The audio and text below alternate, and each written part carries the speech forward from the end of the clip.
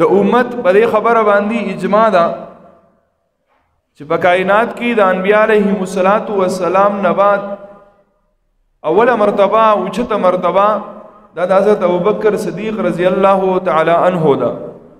په دې د امت اجماع ده. حضرت ابوبکر صدیق رضی الله تعالی عنہ خلیفہ اول خلیفہ بلا فصل لے، یعنی د حضور محمد مصطفی احمد مجتبی صلی اللہ تعالی علیہ وسلم نائب و خلیفہ اول نمبر بلا اختلاف دا حضرت ابوبکر صدیق رضی اللہ تعالی عنہ. ابوبکر و تزکوی لکی گی چې د دین په هر کار کې د ټولو نه مخکې ورنه خپل نوم عبدالله خپل نوم عبدالله دی، په اسمانونو کې چې کوم نوم دی هغه دی صدیق. جبرائیل امین علیہ السلام د الله رب العزت د طرفنا حضور محمد مصطفی احمد مجتبی صلی الله تعالی علیہ وسلم تا د حضرت ابوبکر صدیق رضی الله تعالی عنہ نوم وای په اسمانونو کې د ابوبکر نوم صدیق دی، دی په صدیق په اسمانونو کې مشهور دی.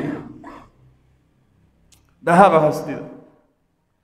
حضرت ابوبکر صدیق رضی الله تعالی عنہ حضور محمد مصطفی احمد مجتبی صلی الله تعالی علیہ وسلم په مجلس کې ناست دی.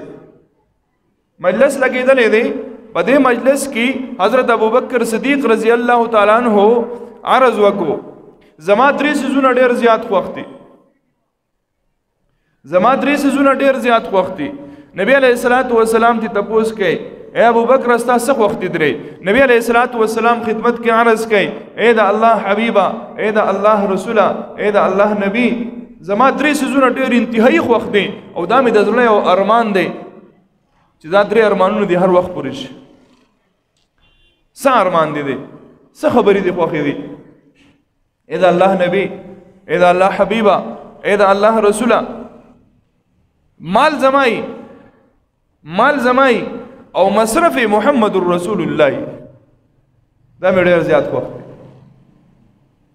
مال زمای، پیسې زمای، دولت زمای او مصرف د الله رسول د الله نبی دا مې ډېر زیات خوښ دي.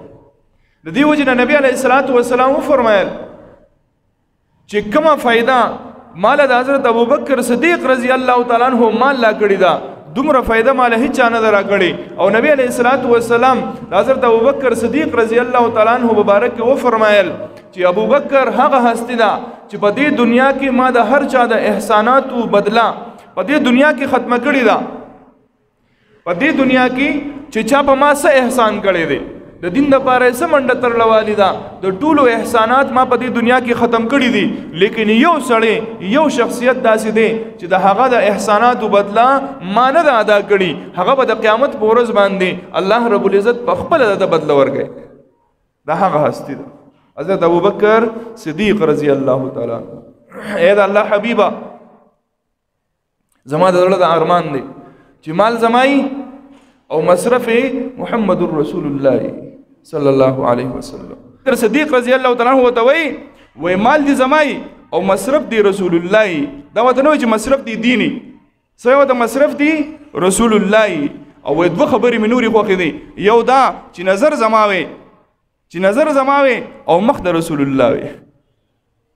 بس دا مې ارمان دی چې د نبی علیه السلام د ښکلي مخ ته مې کتې. او درېم ارمان مې دا دی چې لور زماوي او خاون رسول الله وي. دا درې خبرې زما خوښې دي.